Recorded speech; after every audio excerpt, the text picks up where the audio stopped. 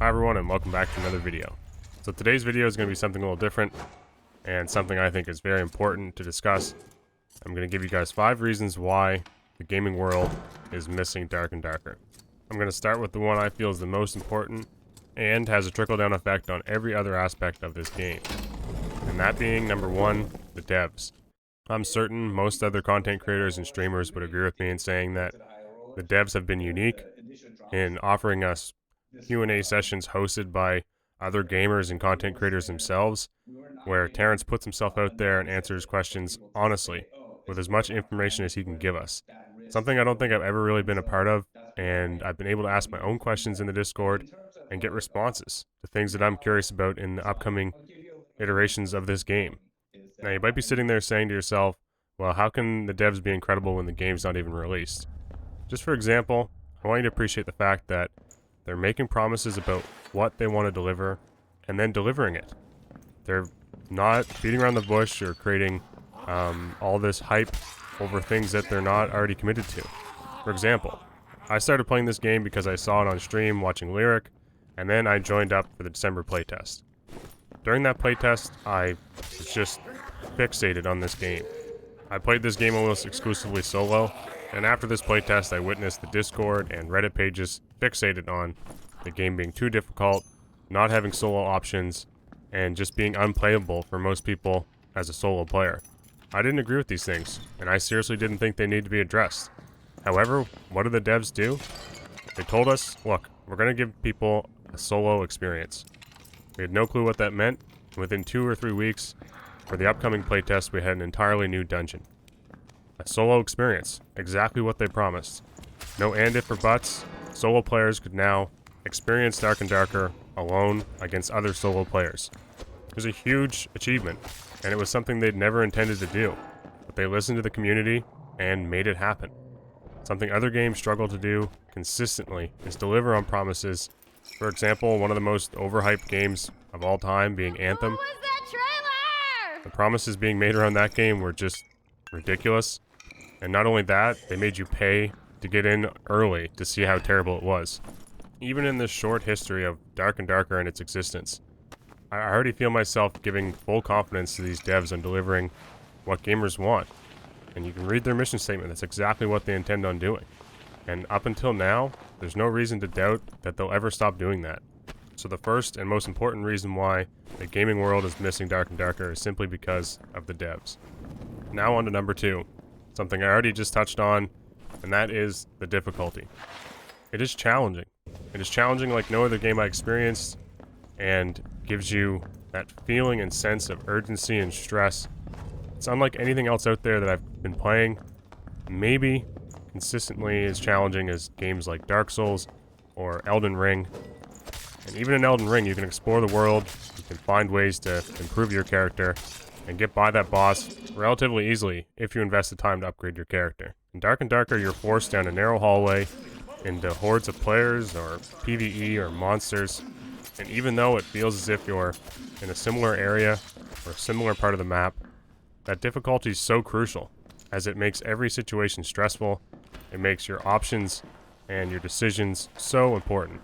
And this decision making isn't just about learning how to dodge mobs or avoid some of the PvE elements of the game. You also have to factor in the risk that you have to take every time you make noise, because at any moment a team of 3 could be lurking in the room nearby. And also, if you want to go even more hardcore, you can drop down a level for the highest risk, highest reward type scenario. It's just the mix and balance of all these things make the difficulty so crucial. And it's not like they were telling everyone this game was going to be easy.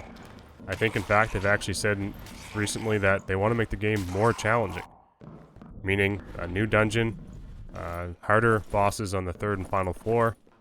And this is a statement they've made right on their website, saying, look, if you want to step into this dungeon, 90% of you are going to die to that first mob you encounter.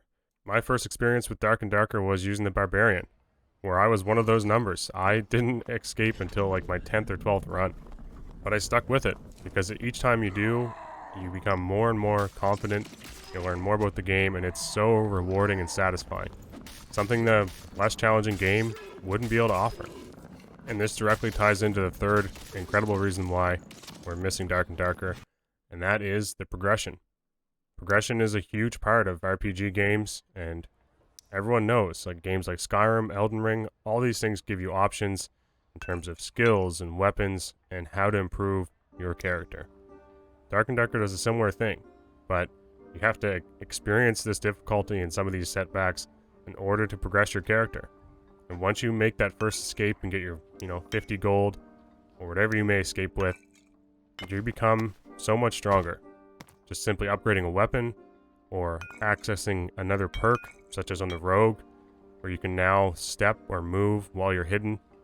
These things make huge changes and huge differences to how you advance and compete inside the dungeon, which gives you confidence each time you go in there that, okay, I've made an adjustment, I've put a helmet on, I've now thrown on a pair of boots that will keep my feet from being exposed to that cold concrete.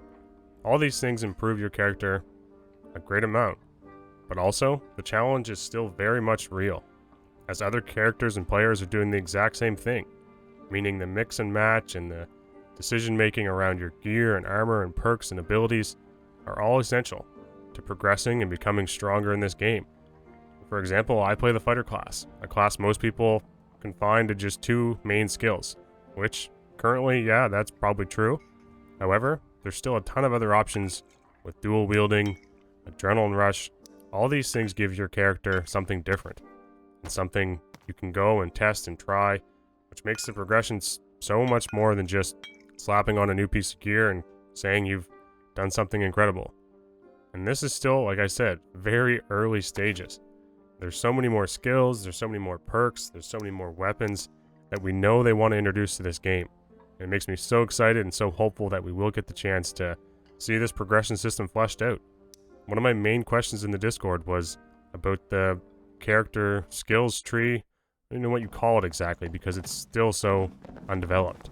I'm extremely excited and hopeful that the devs will actually get to finish this progression system off, because even in its current state, you feel stronger with each, 5 levels, and finding rare gear and rare loot, putting it in your stash and saving it for that high roller run feels incredible, and it's something I want to be able to do again in the future.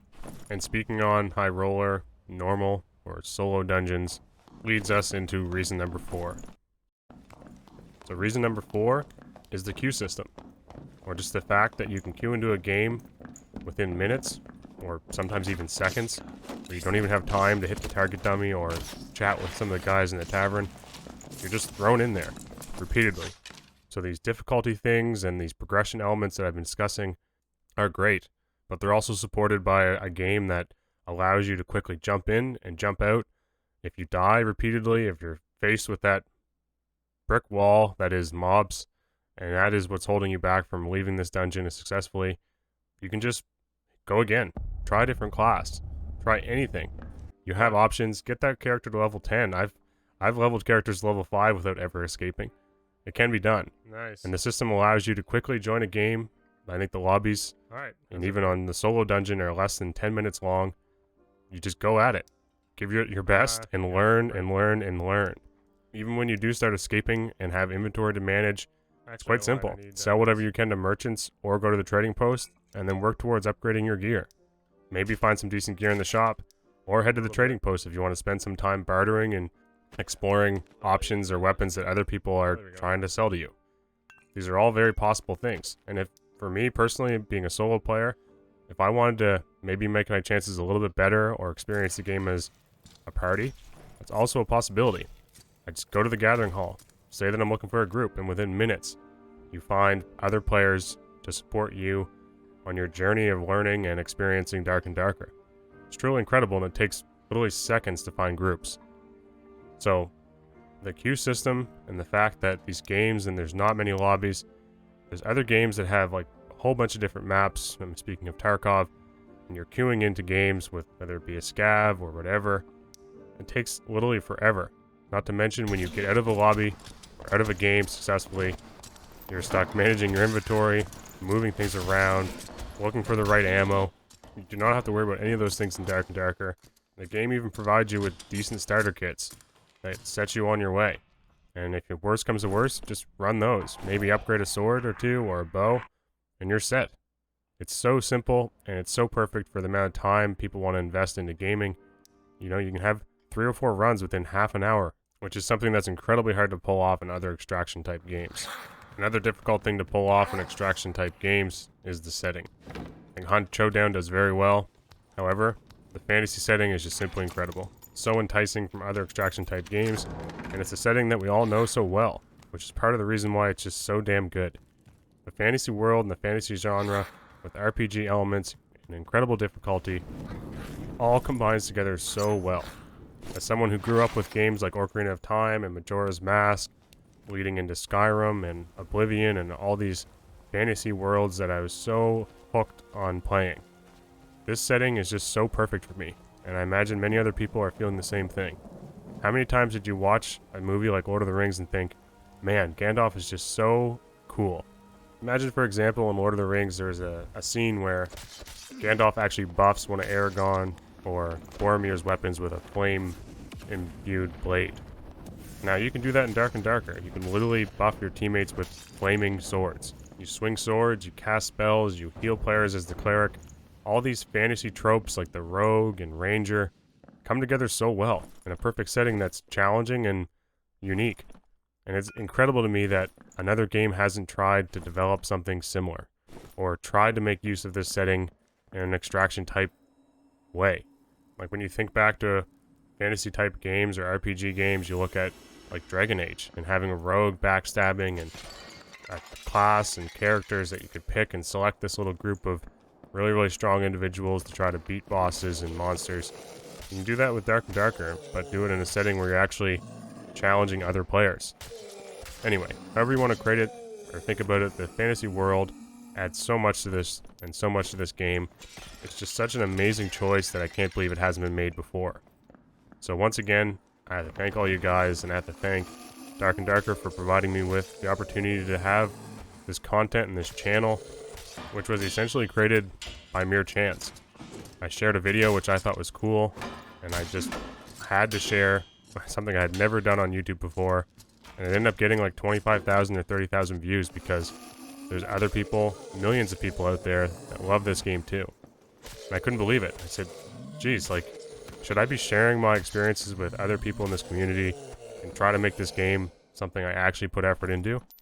Well, I already love the game, so it was a pretty easy decision, and now here I am. So the extra bonus one is obviously the community and you guys. Thank you all so much. I appreciate all your subscribes and all your likes, and I really hope you guys took something from this video and we're all on the same page. We want to see Dark and Darker return, and instead of being a video about the things we're missing about Dark and Darker, it could eventually turn into a video of the things we will always miss about Dark and Darker. So look, I appreciate you all. Thank you all, and I'll see you guys next time.